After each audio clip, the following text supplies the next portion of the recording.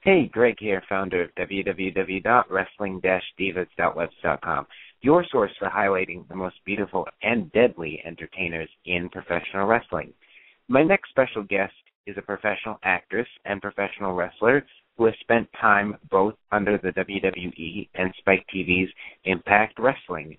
She is a former two-time TNA Knockouts Champion and former one-time TNA Knockouts Tag Team Champion.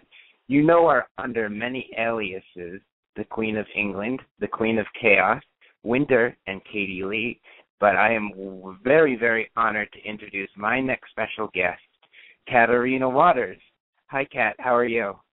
Hello. I'm great, thanks. How are you? I'm doing great, and I'm really honored that you're here, so I thank you for your time. Well, I'm honored to be here, too. Thank you for having me.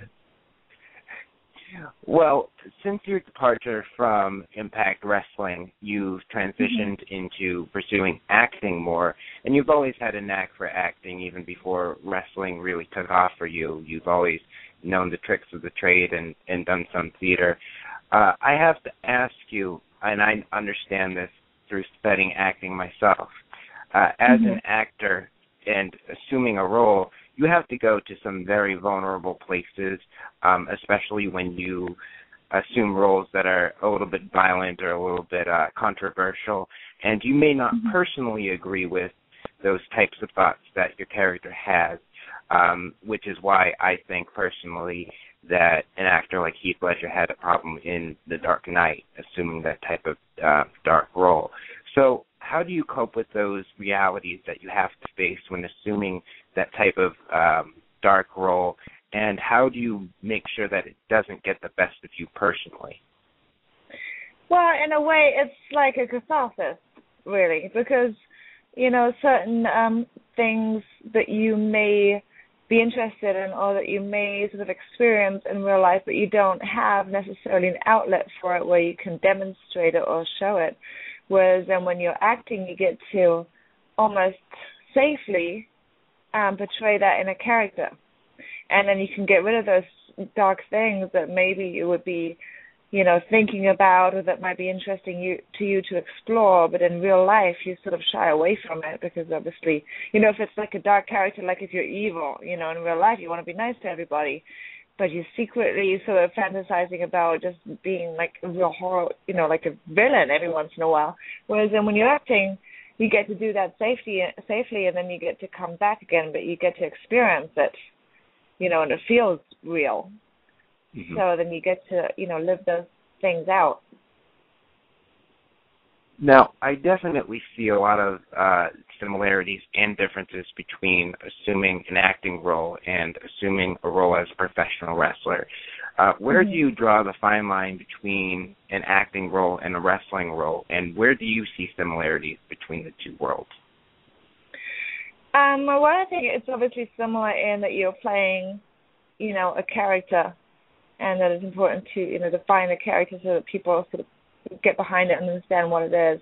I think not necessarily that there's a difference, you know, but generally in acting, I mean, there's obviously different types, but generally in acting you would probably have more time to prepare a role or to prepare certain scenes, or like if you're doing a movie, you know, you might rehearse or do more takes, and where you're really working, you know, much deeper on your character, whereas in wrestling, it's sort of, you know, you show up and you do it once or twice, and then that's it. And so, you know, all the work that you do is pretty much by yourself, you know, and sometimes, therefore, in wrestling, it comes across as not shallow, but, you know, less sort of layered or deep as a character. That's why, you know, a lot of the characters that are more layered stand out so much. You know, whereas in acting, it's generally you do a lot more, you know, work on the character and more background work, and where you immerse yourself in it a little more, especially because you get to do the scenes over and over again. So when you were starting out and training and a lot less experience, and as you said, a wrestler has a lot less time to kind of prepare that sort of background information that goes into building these characters, when you were screen, did you at all feel under pressure when you were preparing for shows? And how did you get over that fear and approach the match so it was enjoyable to everyone? Well, I mean, in terms of the match, it's just a lot of it is just experience that you get more comfortable, that you don't allow yourself to feel the pressure so much, you know, after a while, because then you get used to just doing it on the fly, and then as you get more comfortable, you know, anything that you do on a repetition, you'll get more comfortable with. So it's not necessarily something that you can train or learn. It just has to come with time, you know, especially because it also in wrestling, because you don't rehearse. So a lot of the things, if something goes wrong in the ring that you're not expecting, you know, or you forget a spot or something, when you're green, it's very easy to panic. You know, if you have like choreographed the whole match or whatever, it's very easy to panic. Whereas then the trick is to learn with time, you know, where you are in the match and not to worry about it, and that you can fix it and just play and use your character again to have that comfort level in the ring, and then just to keep going. A big component of wrestling and acting is psychology, and most would argue that the psychology part of wrestling is the most important piece of the puzzle to learn. Mm-hmm. So when approaching a character, as we've seen by Winter, your character in Spike TV's Impact Wrestling, and the storyline that you did with Angelina Love, how do you approach the psychology aspect of pro wrestling and really trying to bring these characters to life in the physical way? Yeah, I think Winter, actually, if I may talk about her in the third person, I think that she actually went through a bit of a transition. At the beginning, when she first started, the whole idea was that she was sort of almost an animal, you know, that she was supposed to go in there and not necessarily wrestle, but she was supposed to go in there and just tear things apart and tear people apart. And then as time went by and the character evolved, it became a little bit more, the mystique of her became more important, and I did more work on, you know, her, I don't know, moving in a mysterious sort of hypnotic kind of way rather than being like a wild, you know, like a what's the word? Fury. You know what I mean? Now, a lot of people would say, especially the veterans out there, that wrestling is sort of losing its grips with kind of what's important and showing the athleticism and showing the true potential behind these athletes. But there are others saying that, well, wrestling's always been a form of entertainment, it's sports entertainment, and no matter what, it's always going to be a component along with the athleticism. Do you think that one should kind of take precedent over the other when comparing the athleticism to the entertainment, or do you think that they should be about equal? Well, I think it depends on the audience, and I don't mean the audience as a whole, I mean the individuals as such, because everybody has a different preference, you know, and that's why you have so many different wrestlers and so many different styles. For me, for example, when I started watching it, when I started being a fan, it was never about the athleticism. I mean, there were certain moves that I really liked to see, you know, but I never liked a wrestler because they were a good wrestler. You know, if somebody's character spoke to me or I liked them for whatever reason, that's when I was their fan, and whether or not they were a good wrestler or not was secondary to me. But then there are people who are very, very much into the athleticism, and they like the wrestlers that can wrestle and, you know, put on the 5-star classic matches. So I think you need to still have both of those things, and then just it comes to fruition in different wrestlers. Some wrestlers do more athleticism, and some wrestlers do more character, and I think there's definitely room for both, and there always will be, because otherwise you would probably lose half your audience. Now, when you're training, and I've spoken to a couple of trainers who are really experienced and have trained a lot of bright stars in the business, the key isn't to necessarily try to be the best in the complete package. The key is to really find your niche and your place and accentuate your strength. So when training, how do you find your strengths and realize your full potential? Is there something that you need to do personally, or is it more up to your trainer? I think it should come from you, but I mean, your trainer can help you, obviously. I think the whole idea is that it's supposed to be fun. You know, that has to really be the starting point, should be that it's fun because you're doing it because you're passionate about it. You're not doing it because you want to make money at it. You know, I know some people think that might be a reason, but that would be a stupid reason, because how many, you know, people get there where they can make a living off of it. So, and also, if that's your only motivation, then you have all those years of working towards it, and first of all, if it doesn't happen, then you think it's a waste, and, you know, so it has to be fun. That's got to be the first thing, and that's why people get into it in the first place usually, is because they love wrestling, and they're passionate about it, and they just have this desire to perform and have this desire to play a character. And so then really the starting point should be, what do you want to do in the ring? You know, what do you want to portray? Why are you doing this? Do you enjoy going in there and being a villain? Do you enjoy going in there being a hero? What is really, you know, the thing that you personally are trying to achieve? And then the trainer can help you fill in the gaps of how to achieve that. And also, you know, obviously every wrestling fan's got favorite moves that they want to do. So then when they get to do them, they'll probably use those as part of their moveset, as opposed to others that they just sort of happen to learn. And I think a lot of the time it changes when you start training, because, you know, as I said, when I started, when I was a fan, it wasn't right away about being the best wrestler. For me, it was always more about the characters and the performance. But once I started training, and I saw all these cool moves that I could learn, suddenly I wanted to be able to do all those things. Suddenly I was like, I want to learn this, I want to do that, I want to do the next thing. Whereas before I was happy, all I wanted to do was get in the ring, kick and punch. But once I started training, I got carried away by all these cool things that I could do. So, you know, it changes as time goes by as well. You know, but sometimes other people have a better idea. They can look at you and they'll be like, oh, you know what move you should try? You know what would really suit you? And then you try it and it works really well.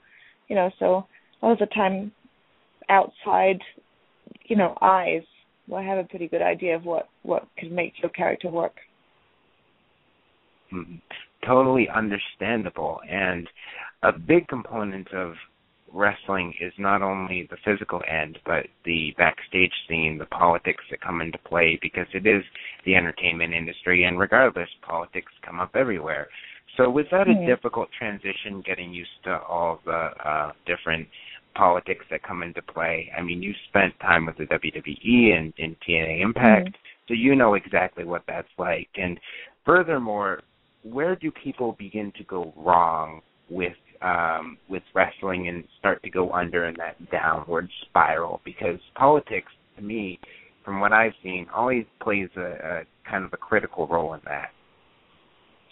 Well, quite possibly. And the thing is, I was never able to really figure out how to do it.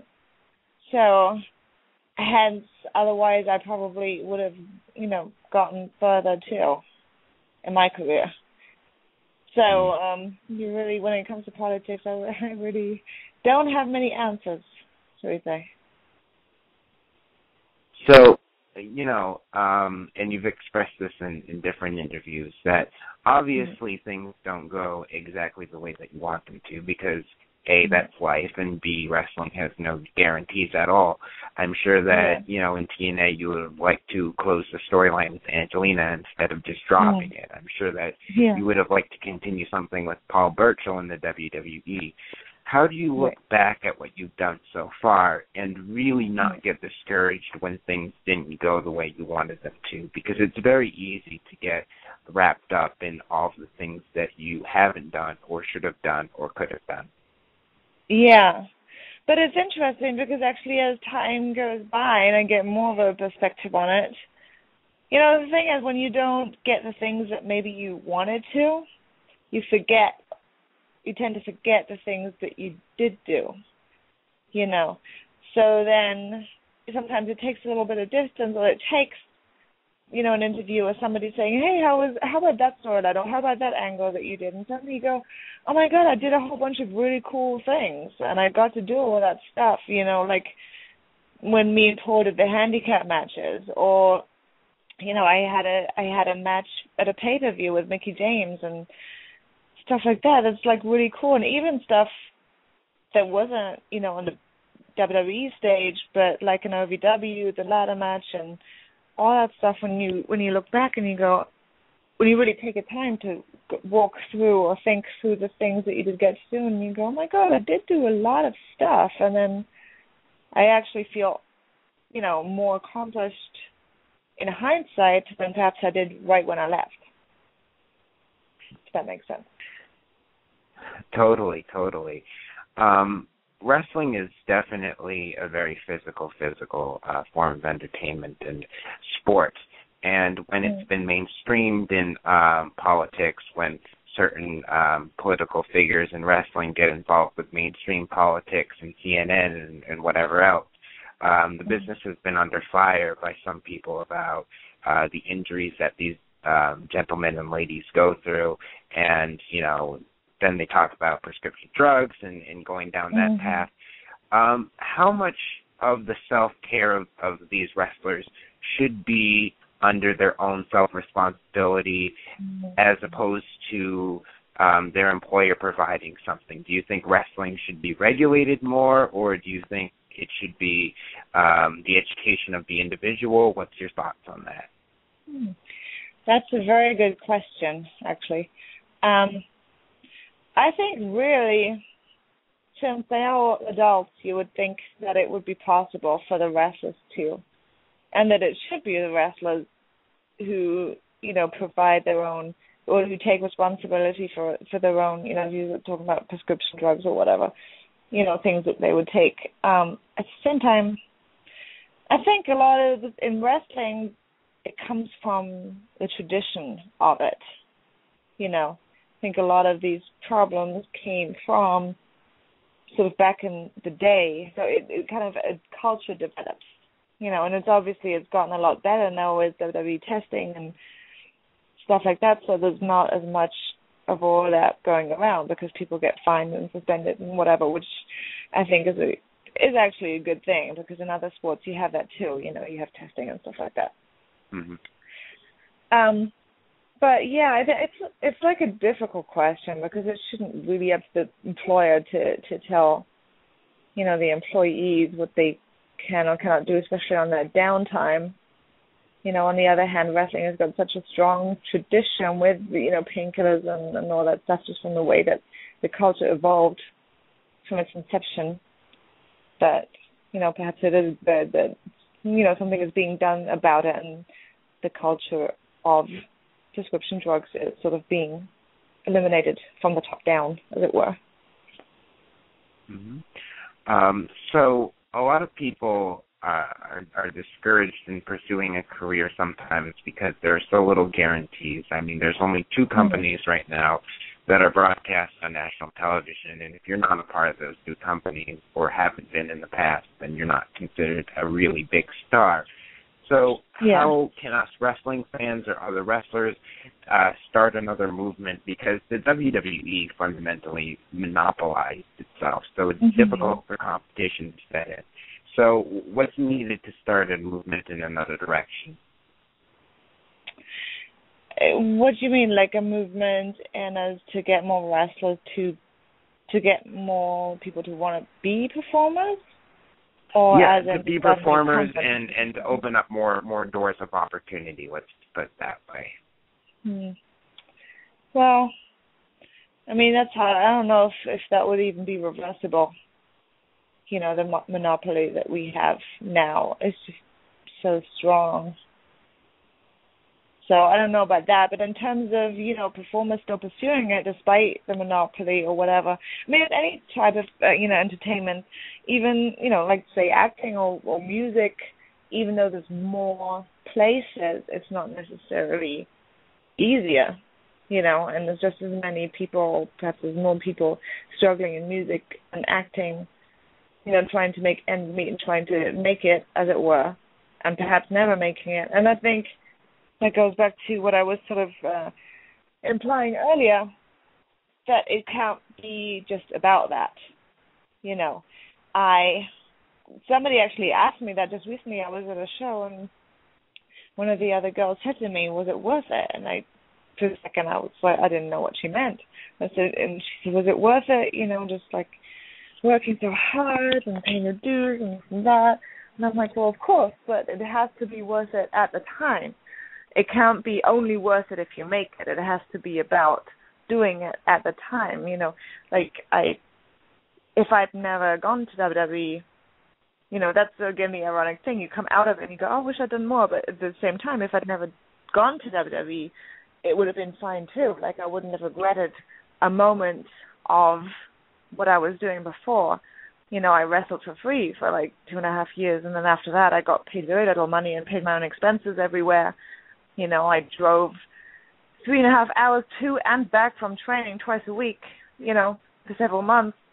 And I never for once, I didn't think, oh my God, if I don't make it, this is going to be such a drag. It was because I wanted to. Every minute that I was in the car with my friend driving down to wrestling school, I was happy and was singing and laughing and joking and went to training, and it was awesome, and it cost money, but it was great. And it wasn't so that I could one day be whatever. It was for the moment. So that's what it has to be. You have to love it when you do it. And then it will never be a waste, so it will never be, and if you don't love it that much, then you're probably in the wrong profession anyways. Mm-hmm. You can just might as well do something else. So, when your career has run its course, and even though you are pursuing acting more heavily now that your obligations have kind of freed up and you're free to do what you really wish, you're still wrestling heavily on the independent scene. When your career has run its full course, what do you want to be remembered for the most by the fans? When they think of you, what do you want them to think about? Goodness. I don't know. I guess ideally I would just like them to know how much I loved it just for what it is, and I'd like them to know, I don't know, that it was a dream because I got to do it. I got to be in the ring and I got to do it, and I'd like to be remembered as someone who took it seriously and not seriously as a craft, but had fun and at the same time, I guess. I'm really, really, really curious to ask this next question, and it's become a tradition on my show. And given your experiences, I look forward to your answer. But if you could sum up your experience as a professional wrestler using just one word, what would that be? Exhilarating. I mean, I can't even tell you the range of words that I've heard. So I really like your response. And seriously, I've had everything from positive words to crazy words to made up words. So. Awesome.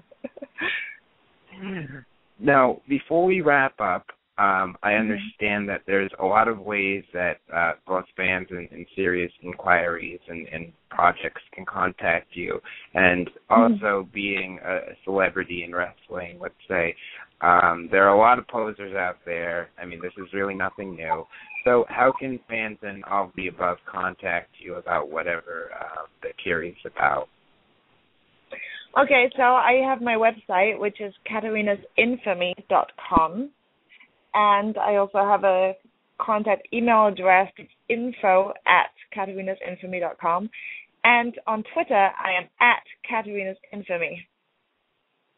And so I have a Facebook page, which is facebook.com/katarinasinfamy, but I'm sort of, I don't know, I go back and forth between being a Facebook user and not a Facebook user, so my website they always change the format so much that everyone gets confused. So I don't blame you with that. They change the format of that every 6 months, and even I get really confused.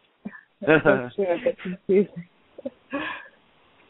Well, Kat, I don't express many personal biases in my interviews, but I have to say that you are one of my favorite female wrestlers ever in wrestling, period. And people can quote me on that. So I'm just really honored that I got to spend some time with you and really got to get inside your head and know your career and know yourself. And I really salute you for everything that you've done so far. And I think in a lot of ways you're just scratching the surface, and I mean that in a good way. So thank you so much for joining me today. Well, thank you so much. It's so much fun. I'm honored to be here, for real. Well, thanks to everyone else for tuning in. Be sure to check out www.wrestling-divas.webs.com for more updates, bios, and interviews. And be sure to follow Wrestling Divas on Twitter, again at the Z at the end, for all the latest teasers and updates.